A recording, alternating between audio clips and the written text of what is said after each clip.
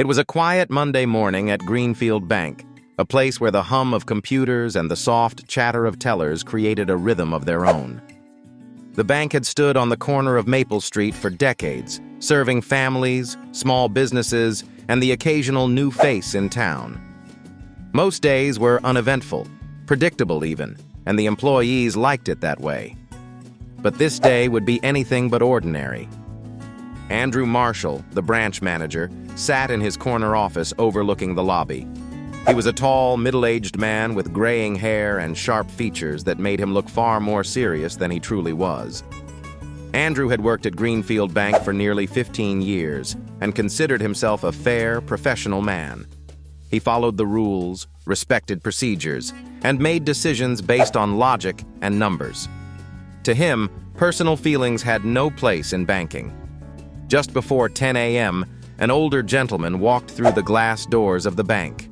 His name was Thomas Mitchell, though most people in town knew him as Tom. Tom was in his late 60s, a retired carpenter who had spent the better part of his life building homes and businesses in Greenfield. He was a quiet man, known for his calloused hands, kind demeanor, and humble living. Tom had a reputation for being honest and hardworking, qualities that earned him respect throughout the community. Tom walked slowly, his pace unhurried, as if time itself moved differently for him. He wore a worn-out flannel shirt tucked into his faded jeans, and his old leather boots thudded softly on the tile floor. In his hand, he carried a small, folded-up envelope, a letter that, unbeknownst to anyone, would set off a chain of events no one could have predicted. Tom approached the counter where a young teller named Emily greeted him with a smile. "Good morning, Mr. Mitchell," she said cheerfully. "What can we do for you today?" Tom smiled back, his face crinkling with the weight of years. "Good morning, Emily. I'd like to speak to the branch manager if you don't mind. It's about a loan request I filed last week." Emily's smile faltered slightly, but she nodded quickly. "Of course. Let me get Mr. Marshall for you."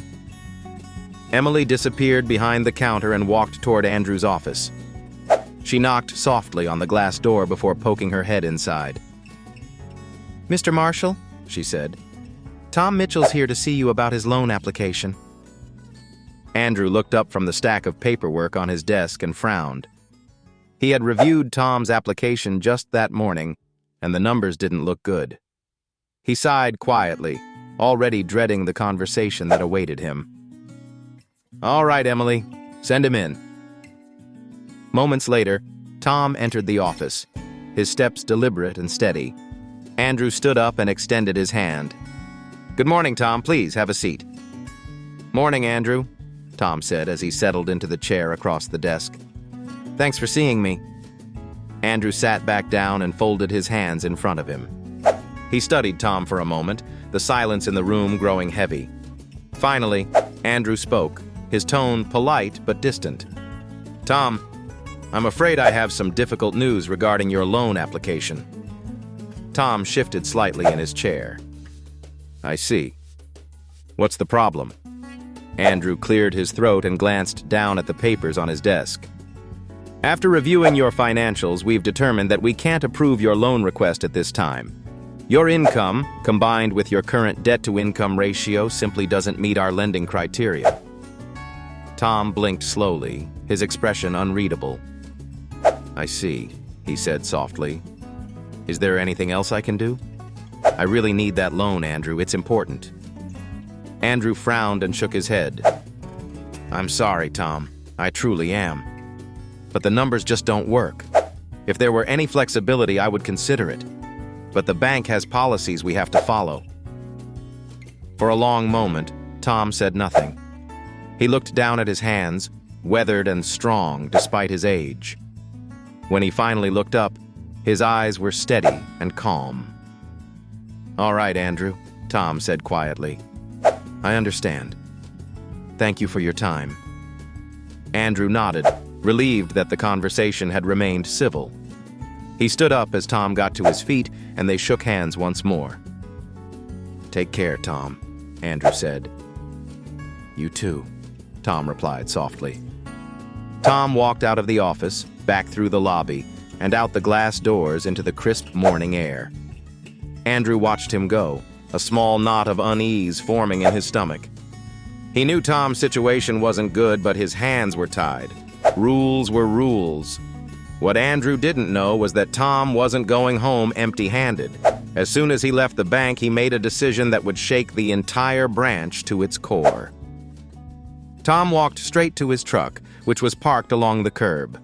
He sat inside for a moment, staring at the folded envelope in his hands. Then, with quiet determination, he stepped out and walked back into the bank. This time, he didn't ask for Andrew. Instead, he walked straight to Emily at the counter. "Mr. Mitchell?" Emily said, surprised to see him again. "Is everything all right?" Tom smiled faintly. "I'd like to withdraw all my savings, please." Emily blinked, unsure if she had heard him correctly. "All of it?" "Every penny," Tom said firmly. Emily hesitated, glancing around nervously. One moment, Mr. Mitchell. Let me get a supervisor to assist with that." Within minutes, the entire bank was buzzing. Andrew had been alerted to the situation and quickly made his way back to the lobby. He found Tom standing calmly at the counter, waiting as Emily and another employee processed the withdrawal. "Tom," Andrew said, trying to keep his voice steady, "what's going on?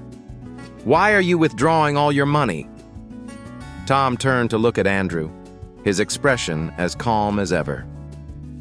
"I trusted this bank for years, Andrew. I built homes for half the people in this town. I saved here because I thought I could count on you when I needed help. But I see now I was wrong." Andrew's chest tightened. "Tom, please, let's talk about this. You don't have to do this." Tom shook his head. "You said your hands were tied. Well, so are mine.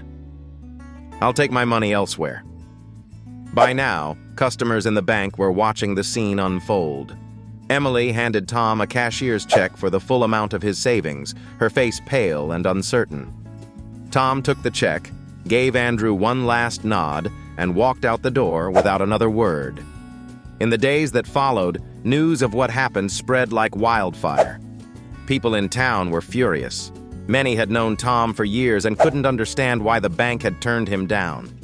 Worse, some began to question their own trust in Greenfield Bank. "If they could do that to Tom," one customer said, "then what's stopping them from doing it to me?" Customers began closing their accounts, and the bank's reputation started to crumble. Andrew tried to reassure everyone that it was just a misunderstanding, but no one wanted to listen. Meanwhile, Tom used his savings to partner with a local friend and start a small woodworking shop. Word spread quickly, and people began flocking to Tom's shop for handmade furniture and custom work. Business boomed, and soon enough, Tom was doing better than he ever had. As for Andrew, the fallout from that day stayed with him. He learned the hard way that numbers don't always tell the whole story, and that sometimes doing what's right means looking beyond the rules. If you found Tom's story inspiring, please share it with others. And don't forget to subscribe to our channel for more powerful, real-life stories like this one.